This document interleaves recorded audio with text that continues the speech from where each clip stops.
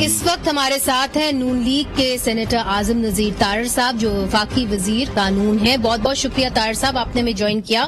چونکہ آئین کی بات ہو رہی ہے تو آپ سے جاننا یہ ضروری ہے اور آپ لا منسٹر ہیں کہ یہ جو مذاکرات ہیں یہ کون سے آئین کے تحت ہوں گے. اس لیے چونکہ اس وقت تحریک طالبان پاکستان کا جو پوزیشن ہے وہ یہی ہے کہ ہم پاکستان کے آئین کو نہیں مانتے.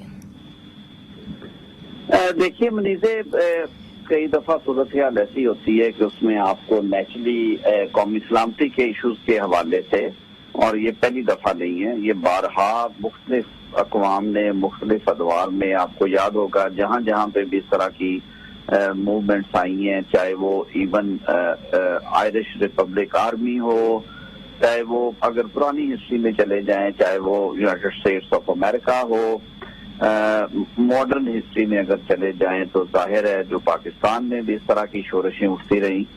اور جب بھی آپ نے ڈائیلاگ کا سہارا نہیں لیا تو پھر آپ کے پاس مثالیں موجود ہیں کہ پاکستان دو لخت ہوا اس لیے کہ آپ نے ڈائیلاگ اوپن نہیں کیا اور آپ نے کہا کہ جی نہیں ہم ہیں اور ہم رہیں گے. میں سمجھتا ہوں کہ یہ تکلیف سے چیزیں ہوتی ہیں اور آج کل کے مہذب معاشرے میں بندوق اور گولی ہر چیز کا حل نہیں. ہمیں ڈائیلاگ کے لیے جانا چاہیے اور اگر پارلیمان کو اعتماد میں لے کے کچھ موو کیا جاتا ہے، کوئی وے فارورڈ نظر آتا ہے تو اسے ضرور دیکھ لینا چاہیے، ضرور دیکھنا چاہیے. اگر یہ معاملہ پاکستان کی سلامتی کے لیے اچھا ہے، نیشنل سیکیورٹی کا ایشو ہے اور اس سے پاکستان میں عمومی طور پہ امن عامہ کے لیے مدد ملتی ہے، بات چیت کی جا سکتی ہے. ہاں یہ ضرور ہے، جیسے انہوں نے بڑے زور دے کے کہا کہ جو آئین پاکستان ہے، آئین پاکستان کیا کہتا ہے کہ ڈیو پروسیس آف لا ہوگا، فیئر ٹرائل ہوگا، قانون کی حکمرانی ہوگی، پارلیمان سپریم ہے. اگر یہ باتیں ساری ان مذاکرات کا حصہ رہتی ہیں اور جو دوسرا فریق ہے تحریک طالبان وہ ریٹ آف گورنمنٹ کو مانتے ہیں، وہ کہتے ہیں کہ ہم لیگل پروسیس میں قومی دھارے میں شامل ہونا چاہتے ہیں، تو میرے خیال میں یہ کوئی ایسی انہونی بات نہیں ہے، یہ ہو جاتی ہوتی ہیں چیزیں. جی طاہر صاحب، چونکہ آپ قانون دان ہیں اور آپ نے اپنی ساری زندگی اس میں گزاری، تو یہ بتائیے کہ جو طالبان اس وقت عناصر ہیں جنہوں نے قتل کیے ہوئے ہیں، بم بلاسٹ کیے ہوئے ہیں، اور اگر وہ اس کے اندر شامل ہیں، مذاکرات کے اندر شامل ہیں، تو کیا ان کو ساتھ خون معاف کر دیے جائیں گے؟ ان کے لیے کیا حکمت عملی ہوگی؟ اس لیے چونکہ اس وقت جو ہمارے پاس انفارمیشن ہے اس کے تحت جو طالبان قیدی ہیں ان کو چھوڑ دیا گیا ہے، تو اگر ان کو چھوڑ دیا گیا ہے، ان کو رہا کر دیا گیا ہے، تو پھر تو آئین پاکستان کے مطابق تو وہ ویسے ہی اسے باہر نکل چکے ہیں. قانون کی جو ایک دھار ہوتی ہے، جو ڈیو پروسیس آف لا ہوتا ہے. منیزے دیکھیے، میں نے تو ابھی آپ کے سامنے سنا ہے وزیر داخلہ کو، اور وہ کہہ رہے ہیں کہ یہ جو سارا معاملہ ہوگا اس کو پارلیمنٹ کو بھی اعتماد میں لیا جائے گا اور یہ آئینی رستہ اختیار کیا جائے گا. تو میرے خیال میں ہمیں اسپیکولیشن میں نہیں جانا چاہیے. وی شوڈ ویٹ کہ اس کا آؤٹ کم کیا ہے، اور اگر لیگل کورس لیا جاتا ہے تو اس میں کوئی اعتراض والی بات نہیں. طاہر صاحب، کچھ آؤٹ کم تو ویسے ہی سامنے آ گیا ہے. ایک مذاکراتی ٹیم ان سے جا کے کابل میں مل بھی چکی ہے، افغانستان میں مل بھی چکی ہے، تو اس مذاکرات کی قانونی حیثیت پھر کیا ہوگی؟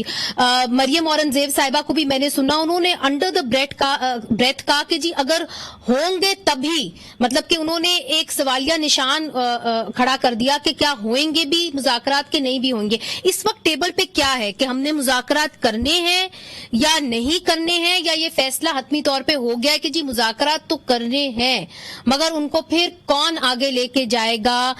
کیا عسکری قیادت لے کے جائے گی، کیا سیاسی قیادت لے کے جائے گی؟ اور وہ مذاکرات کب پارلیمنٹ میں لائیں گے؟ جب جرگہ معاملات طے کر لیں گے. انہیں سے دیکھیے، اگر تو یہ عسکری قیادت میں خود ہی کرنے ہوتے تو انہیں پارلیمان میں آنے کی ضرورت نہیں تھی.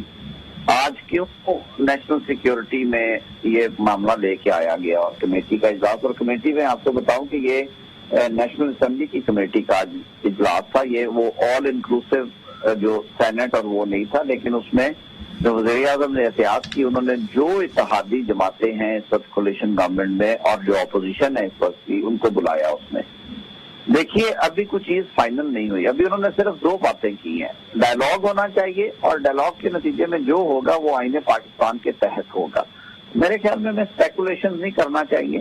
ایک سینسٹیو ایشو ہے اور اس کو اس تناظر میں دیکھا جانا چاہیے. اس سے زیادہ گفتگو کرنا میرے خیال میں مناسب نہیں ہے. میں I am representing the government, میں اس حوالے سے کہہ رہا ہوں. اسپیکنگ فار مائی سیلف, اب یہ میں اپنی ذاتی بات کر رہا ہوں. میں سمجھتا ہوں کہ اگر آپ نے ملک کو جمہوری طریقہ کار سے چلانا ہے, آپ نے ڈیموکریٹک پروسیس کو اگر مضبوط کرنا ہے, تو ڈیموکریٹک پروسیس کا ایک بڑا جو جز ہے یا جو اس کا ایک بڑا کمپوننٹ ہے وہ ڈائیلاگ ہے. اور ڈائیلاگ آپ بدترین مخالفین سے بھی کرتے ہیں, ڈائیلاگ ان سے بھی کرتے ہیں جو کہ آپ کو نہیں مان رہے ہوتے اور آپ ان کو قائل کرتے ہیں, اور پھر اس کے بعد قانون اپنا رستہ دیتا ہے. میں نہیں کہتا کہ آپ ایمنسٹی اناؤنس کر دیں, کہہ دیں کہ جی آپ کو 7 خون معاف ہو گئے, آپ جا کے موجے کریں. لیکن اگر انسرجنسی میں انوالوڈ لوگ ہتھیار ڈال کے آپ کے آگے سرنڈر کرتے ہیں یا آپ سے بیٹھ کے اپنے جائز مطالبات پہ بات کرتے ہیں, کوئی بھی جو گروہ ہے وہ انسرجنسی کی طرف نہیں جاتا اس وقت تک کہ جب تک اسے وہ ڈیپریویشن کی فیلنگ یا محرومیاں اس کی جو ہے وہ اوپر نہ جائیں.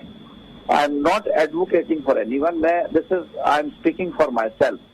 تو میں کہتا ہوں کہ جمہوری نظام میں ہر مسئلے کا حل ڈائیلاگ ہے, ڈائیلاگ ہونا چاہیے. اس کے بعد آپ نے اسیس کرنا ہے کہ قانون کے دائرے میں رہتے ہوئے اسے کس طرح عملی جامہ پہنایا.